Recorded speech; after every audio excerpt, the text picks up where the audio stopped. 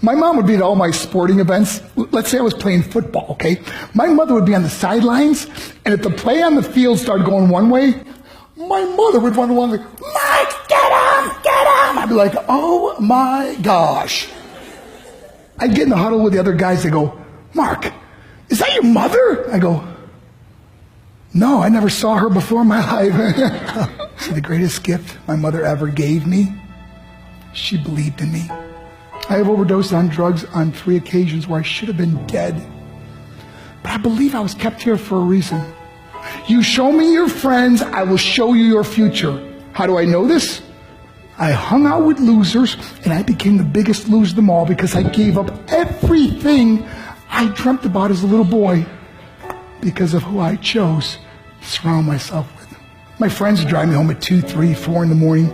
We'd be drunk and high, laughing in the car. We'd pull up in front of my house in New York. They go, Mark, the light's on. I go, oh man, my mother's up.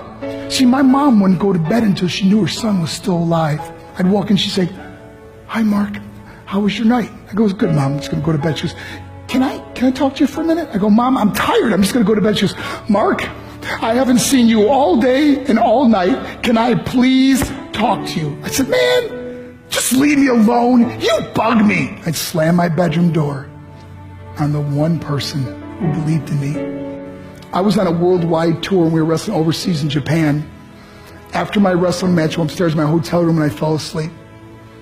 There was a knock at my door at 3 o'clock in the morning. I got out of bed and I looked through the safety window and I could see it was a Japanese promoter. So I opened the door and he said, Mark, you need to call home. There's been an emergency. I went and got on the hotel room phone. I called back to the United States and said, hey, what's going on? I said, Mark, I don't know how to tell you this. I said, just tell me what happened. I suddenly started crying. They go, Mark, I can't tell you. I said, just say it. He said, Mark, your mother died. I just threw the phone down. I ran out of my hotel room. I took the elevator to the lobby. When the doors opened up, I just ran out into the street. I mean, there was no cars, there was no people. It was 3 o'clock in the morning. And I walked down the middle of a street in Hiroshima, Japan. And I remember looking up and just saying, Mom, I am so sorry. I flew home for her funeral. And I was so nervous to walk up to her casket, so I just stood way in the back. And I kept looking from a distance. I kept thinking to myself, Mom, please wake up. Please get up. And then I finally got the nerve to walk up to her. And as I got closer, I could see my mom for the first time. I mean, she was so beautiful. She was dressed in white. I mean, she looked like an angel. And I just stood over it. I said, Mom, you are my hero. Everything I am, everything I hope to be was because of you. You loved me so much. You gave me a life.